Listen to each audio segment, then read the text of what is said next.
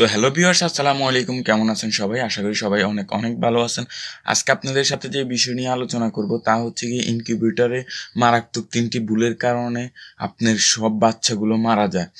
তো আমি ওই বিষয়গুলো নিয়ে আপনাদের সাথে কথা বলবো, কারণ আপনারা যখন ইনকিউবেটরে বাচ্চা বসাবেন তখন অনেক আশা করে বসান, প্রত্যাশা করে বসান। আপনাদের প্রথম যে ভুলটি হয় ওইটি ধরিয়ে দিচ্ছি। আপনাদের প্রথম যে ভুলটি হয় তা হচ্ছে কি, আপনারা বাজার থেকে ডিম এনে ডিম ইনকিউবেটরে বসাই দেন বা যে কোনো খামারির সাথে খামার থেকে ডিম এনে বসিয়ে দেন।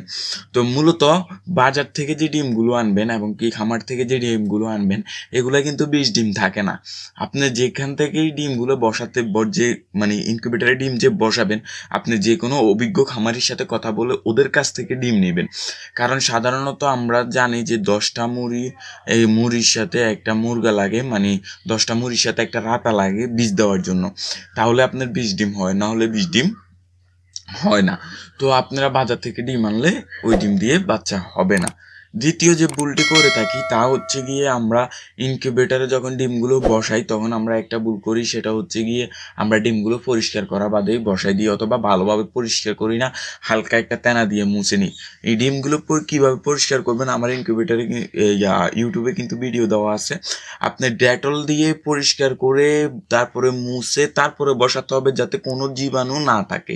যদি জীবাণু থাকে, যখন আপনি লাইটের তাপ দিবেন ইনকিউবেটরে, যখন লাইটের তাপ দিবেন তখন এই ইনকিউবেটরটার ভিতরে আপনার যেটা হবে সেটা হচ্ছে গিয়ে আপনার ডিমগুলো যাবে আপনার হচ্ছে গিয়ে তাপের ভিতরে, জীবাণু ঢুকে যে ব্রণটা আছে, মানে বাচ্চাটা জন্ম নেয়, ও বাচ্চাটা মারা যাবে। এজন্য ডিমগুলো পরিষ্কার করবেন। আর 3 নাম্বার যে ভুলটি সেটা হচ্ছে কি, আমরা স্যাটার হ্যাচার ঠিকভাবে চিনি না বা স্যাটার হ্যাচারে ঠিকভাবে ডিমগুলো রাখি না।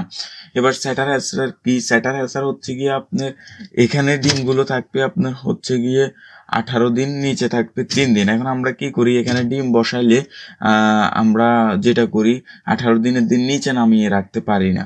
মানে আমরা এখানে বসালে এখানে বসায় রাখি, নিচে বসালে নিচেই বসায় রাখি। সমস্যা হচ্ছে এটা। আর হচ্ছে গিয়ে ডিমটা যে আপনি স্যাটারে বসাবেন সেটা হচ্ছে গিয়ে আপনি ডিমের দেখবেন একদিক মোটা অংশ এবং কি আরেক দিক চিকন অংশ হয়ে থাকে। ডিমটা এইভাবে ধরলে দেখবেন এক মাথা চিকন এক মাথা মোটা। তো আপনার মোটা অংশটা এখানে উপরে থাকবে, ডিমের মোটা অংশটা এখানে উপরে থাকবে, আর চিকন অংশটা হচ্ছে গিয়ে আপনার ইয়েতে থাকবে, নিচের দিকে থাকবে।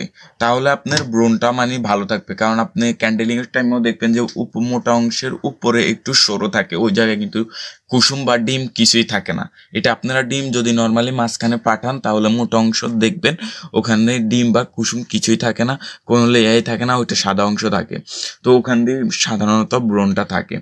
তো এই ছিল আজকের ভিডিওটি যদি ভালো লেগে থাকে তাহলে অবশ্যই লাইক কমেন্ট করবেন। এই ভিডিওটি করার উদ্দেশ্য হচ্ছে, আমার এক বড় ভাই মাত্র 3টে ডিম মানে হয়েছে, বাচ্চা ঠিকভাবে ফুটছে, বাচ্চা মোট ফুটছে আপনার হচ্ছে গিয়ে 30টার মতো 200 ডিমের মধ্যে।